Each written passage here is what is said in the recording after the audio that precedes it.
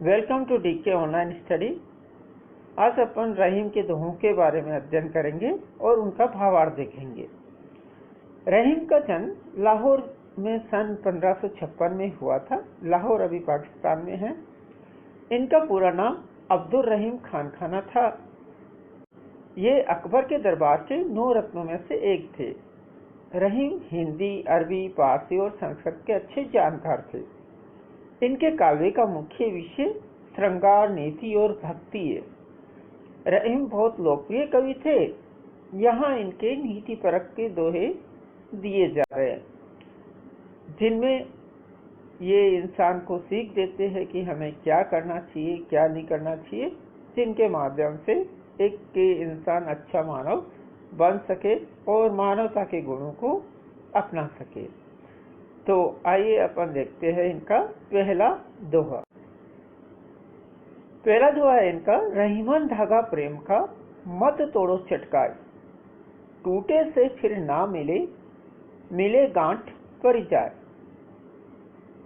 तो यहाँ पर रहीम दास जी कहते हैं कि प्रेम रूपी धागा अगर एक बार टूट जाता है तो दोबारा नहीं जुड़ता। अगर इसे जबरदस्ती जोड़ भी दिया जाए तो पहले की तरह सामान्य नहीं रह जाता, इसमें गांठ पड़ जाती है। अर्थात हमारे किसी के साथ संबंधों में अगर एक बार दरार आ जाती है तो बाद में हम कितनी भी कोशिश कर ले, पहले जैसे संबंध नहीं हो सकते। यानी यहाँ पर यह बताया गया है कि हमारे को किसी से संबंध नहीं बिगाड़ने चाहिए, क्योंकि एक बार संबंध बिगड़ने के बाद में वापस पहले जैसे मधुर नहीं हो पाते। आइए अब इनका दूसरा दोहा देखते हैं। रहीमन निज मन की विधा, मनी राखो गोई, सुनी अठिले है लोग सब, बांटे न ले है कोई। तो यहाँ पर रहीम जी कहते हैं कि अपने दुख को मन के भीतर ही रखना चाहिए, क्योंकि उस दुख को कोई बांटता नहीं है, बल्कि लोग उसका मजाक ही उड़ाते हैं। तो इस दोहे का मूल भाव यह है कि संसार में दूसरों के दुख दर्द को समझने वाले बहुत कम लोग हैं। अतः हमारे दिल की पीड़ा को किसी के सामने व्यक्त नहीं करना चाहिए, क्योंकि अगर हम हमारा दुख के दर्द या हमारी पीड़ा किसी के सामने व्यक्त करेंगे तो वो हमारी मदद करने की बजाय हमारा मजाक उड़ाएगा या हमारी बातों को मजाक में लेके लोगों के सामने हमारा उपहास करेगा।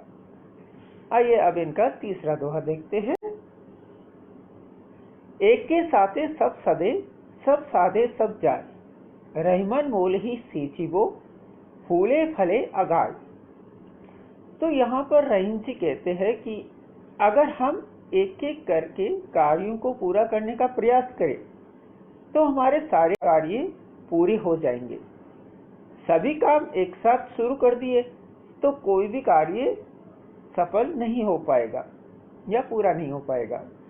वैसे ही जैसे सिर्फ जड़ को सींचने से ही पूरा वृक्ष हरा भरा फूल फलों से लदा रहता है।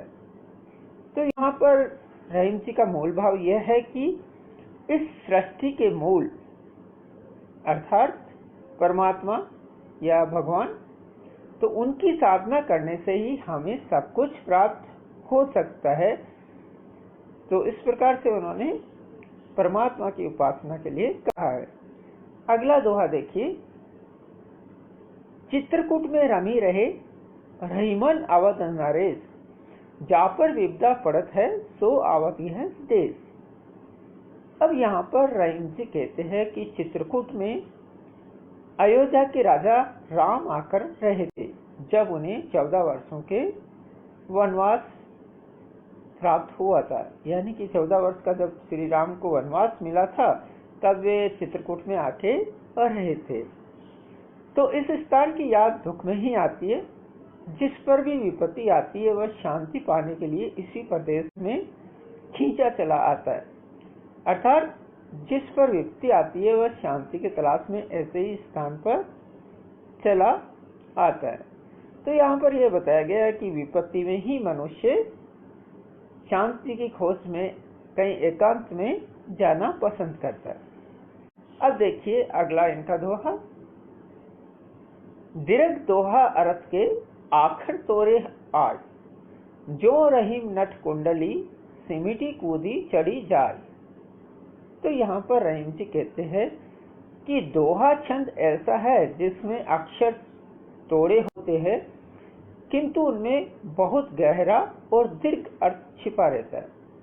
जिस प्रकार कोई कुशल बाजीगर अपने शरीर को सिकोड़कर तंग मुंह वाली कुंडली के बीच में से कुशलतापूर्वक निकल जाता है, उसी प्रकार कुशल दोहाकार दोहे के सीमित शब्दों में बहुत बड़ी और गहरी बातें कह देते हैं।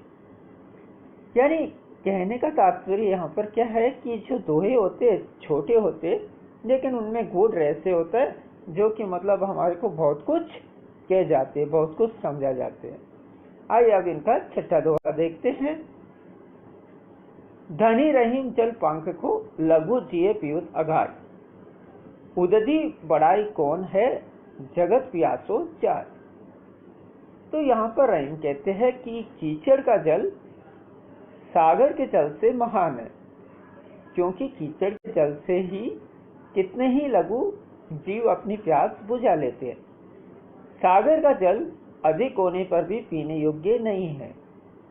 संसार के लोग उसके किनारे आकर भी प्यासे के प्यासे रह जाते हैं। मतलब यह है कि महान वही है जो किसी के काम आए, उसके पास चाहे अधिक संपत्ति हो या ना हो। तो यानी कि छोटे से छोटा जो कीचड़ के समान जल होता है वो भी लोगों की प्यास बुझा सकता है, लेकिन एक सागर इतना बड़ा होने के बाद भी अपनी प्यास नहीं बुझा पाता है। देखिए अगला दोहा इनका।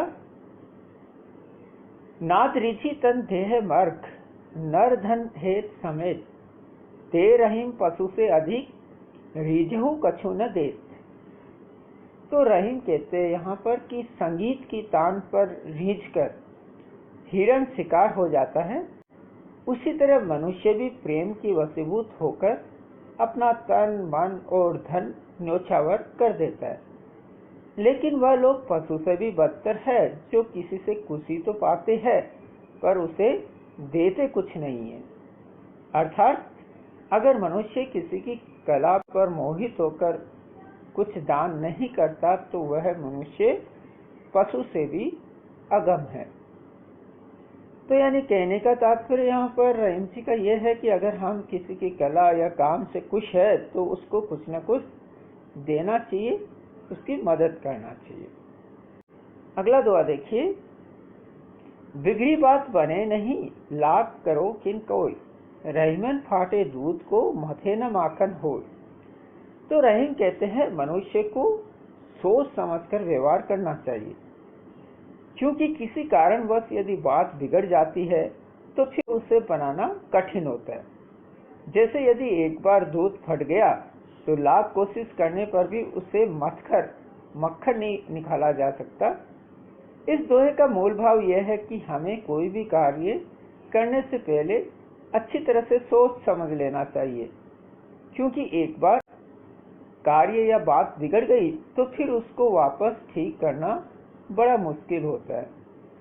तो यानी हमारे को कुल मिला के हमेशा पहले सोच समझ कर ही कोई कार्य स्टार्ट करना चाहिए या किसी से बात करना चाहिए, क्योंकि एक बार बिगड़ गई तो उसको सुधारना मुश्किल होता है।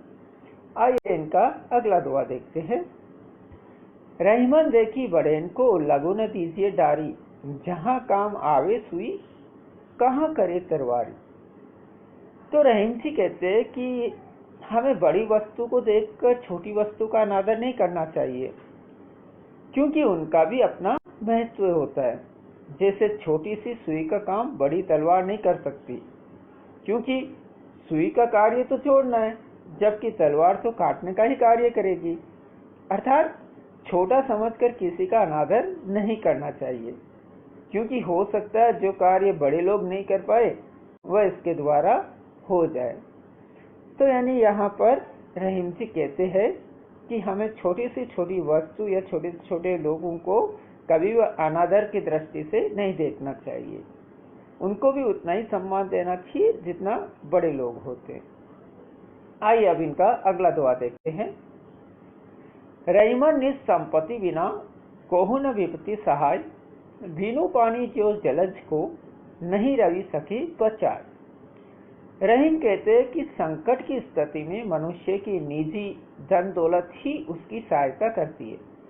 जिस प्रकार पानी का अभाव होने पर सूर्य कमल की कितनी ही रक्षा करने की कोशिश करे फिर भी उसे बचाया नहीं जा सकता, उसी प्रकार मनुष्य को बाहरी सहायता कितना ही मिले किंतु उसकी वास्तविक रक्षक तो निजी संपत्ति या गुण ही होते हैं। तो यानी कि इस दोहे का मूल भाव क्या है कि हमारे को हमेशा संकट के लिए समय के लिए कुछ न कुछ बचा के रखना चाहिए अपनी निजी दौलत, क्योंकि संकट के समय हमारी बचत की हुई दौलत ही काम में आएगी, ना कि दूसरे आके हमारी मदद करेंगे वो काम में आएगा। आइए अब इनका अंतिम दुआ देखते हैं। रहीमन पानी राखिए बिनु पानी सब सून, पानी गए न उबरे मोती मानुष चून। तो यहाँ पर रहीम कहते हैं कि पानी का बहुत महत्व है, इसे बनाए रखो। यदि पानी समाप्त हो गया तो न तो मोती का कोई महत्व है, न मनुष्य का और न आटे का। पानी अर्थात चमक के बिना मोती बेकार है, पानी अर्थात सम्मान के बिना मनुष्य का जीवन व्यर्थ है, और जल के बिना रोटी नहीं बन सकती, इसलिए आटा बेकार है। अर्थात मनुष्य को हमेशा पानी यानी कि अपने सम्मान को बचाकर रखना चाहिए, क्योंकि उसके बिना उसका जीवन व्यर्थ है।